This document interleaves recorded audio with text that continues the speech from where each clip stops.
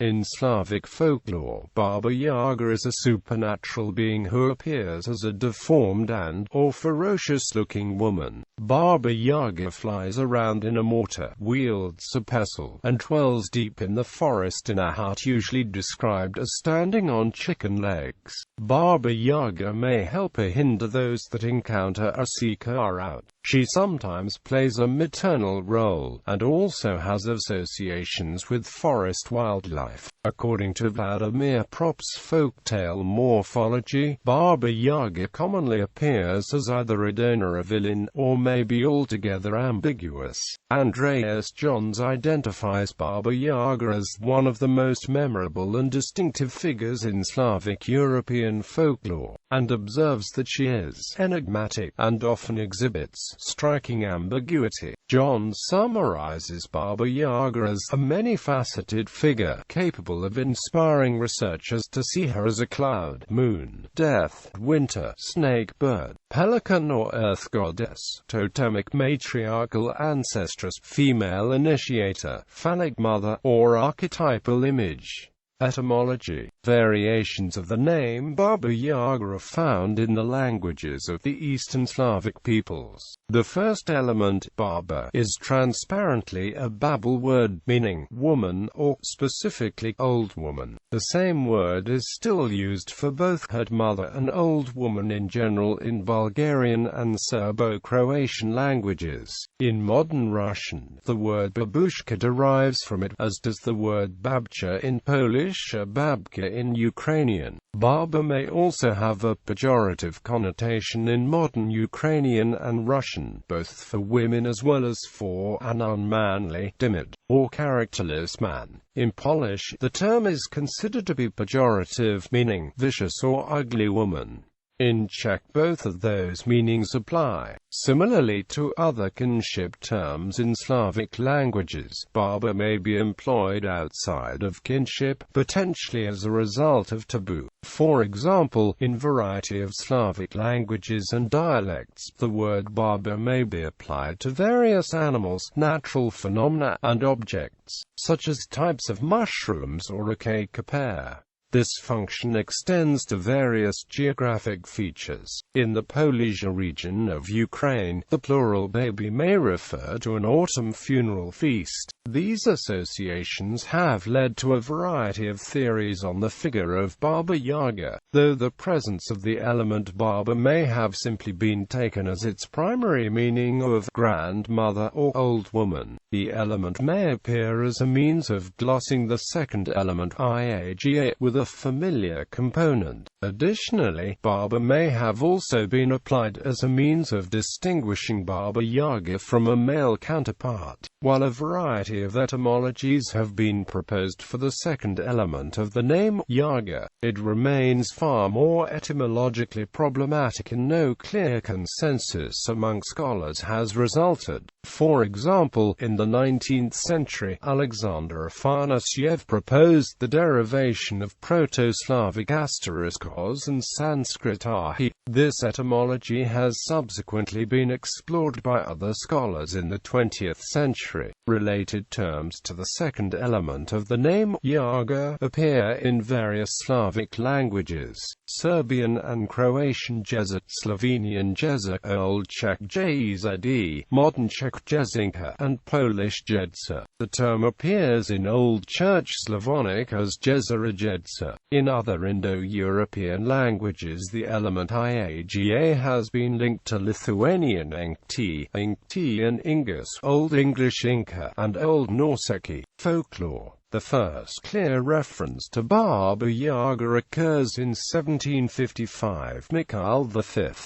Lomonosov's Rossiyskaya Grammatica. In Lomonosov's grammar, Baba Yaga is mentioned twice among other figures largely from Slavic tradition. The second of the two mentions occurs within a list of Slavic gods and beings next to the presumed equivalents in Roman mythology. Baba Yaga, however, appears in a third section without an equivalence, attesting to perception of her uniqueness even in this first known attestation. In the narratives in which Baba Yaga appears, she displays a variety of typical attributes: a turning, chicken-legged hut, a mortar, pestle, and sometimes a mop or a broom. Baba Yaga frequently bears the epithet bony leg, and when inside of her dwelling, she may be found stretched out over the stove, reaching from one corner of the hut to another.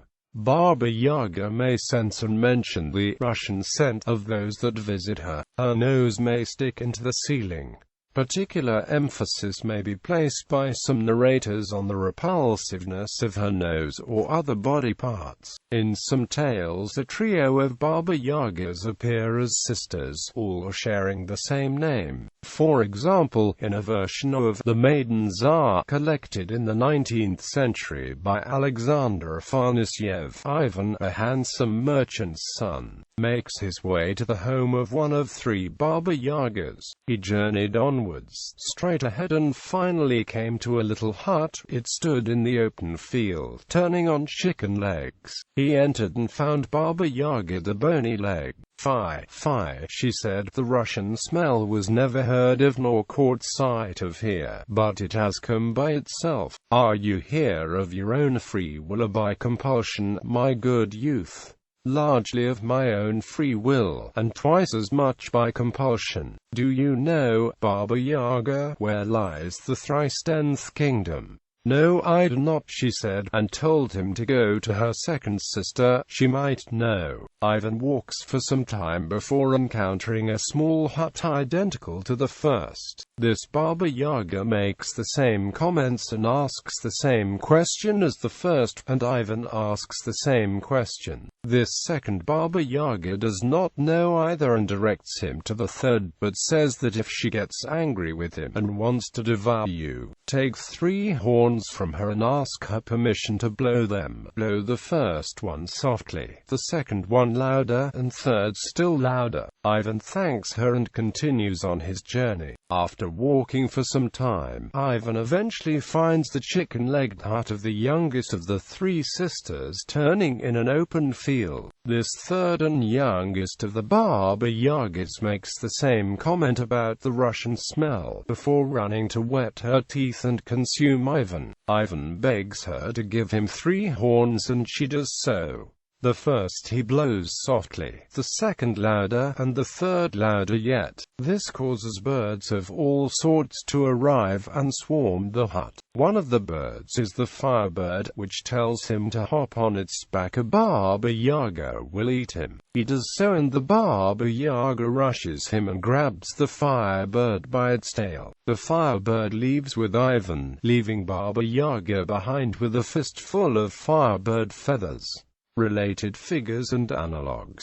Jezi Baba, a figure closely related to Baba Yaga, appears in the folklore of the West Slavic peoples. The name Jezi Baba and its variants are directly related to that of Baba Yaga. The 2 figures may stem from a common figure as far back as the medieval period, if not further, and both figures are at times similarly ambiguous. The 2 differ in their appearance and different tale types and differences in details regarding their appearances. Questions linger regarding the limited Slavic area, West Slavic nations, Slovakia, and the Czech lands, in which references to Jezi Baba are recorded. Scholars have identified a variety of beings in folklore and mythology who share similarities of varying extent with Baba Yaga. These similarities may be due to either direct relation or cultural contact between the Eastern Slavs and other surrounding peoples.